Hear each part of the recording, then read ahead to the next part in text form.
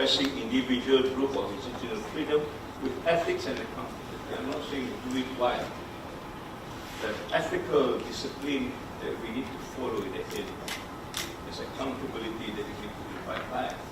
Yeah? But that doesn't mean that we need to forsake our freedom in trying to find different ways of doing things, whether resource conflict or otherwise. I think these are cut to the question. If we don't have this, then we will suffer with or without this resource constraint, as we have in many countries. The Europeans have made it clearly in the Bologna Process, through Bologna the Declaration. Universities' independence and autonomy ensure higher education and research systems continuously adapt to changing needs, society's demand, and advances in science. Without the independence, without the autonomy, then to adapt to meet the demands will be kind of difficult.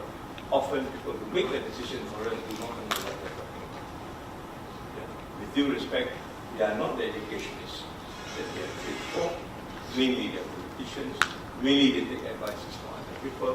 When we talk about the blueprint, the advice is from a consultant firm that takes millions out of us, but gives very little back. You know, consultant to me is people that look at the watch and tell you the time, and you pay for that. And this is what's happening to the blueprint, and that's why sometimes the blueprint itself is not a blueprint in the real sense.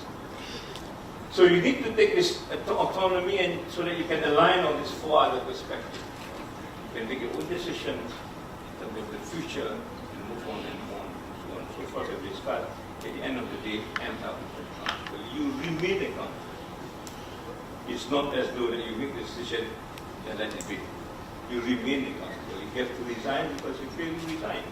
There's no two ways about it. Yeah? And that's the kind of commitment you must have as a leader who wants to make the change, being accountable to what you've done. Yeah? So this alignment to the autonomy is again important. So don't just talk about autonomy without understanding what alignment is all about. So I hope none of us are like this. I know some vice chancellors do only micromanaging. Yeah? And these are the worst kind of leaders that you have. All right? You sometimes will probably have high autonomy but no alignment. You got this. People are moving all over the place. There's no set target. The thing that I mentioned to you about being assimilative and so on and so forth does not take place. You need to have high alignment, low, then you become another bureaucrats. Yeah? To solve the problem, build the bridge, and everybody say yes sir. It's just saying jump, and everybody say yeah, jump. Why you jump, you do not know. Yeah? But the best is to have high alignment. So high autonomy alone is not good. You must be able to realign your stuff. And here you say you built it, but I will leave it to you. And that's the empowerment that you give, and that's the best thing that can happen in a university in trying to deal with resource constraint environment. Okay? So what is your leadership style? Autonomy is not a given thing. It has to be put in the context of how we actually used it. In fact, in trying to realign some of the issues that we talked about here. So that's the box that you want to aim for when you talk about building leadership in this context, right? And how do you do this? It's an issue that we can deal with. Okay?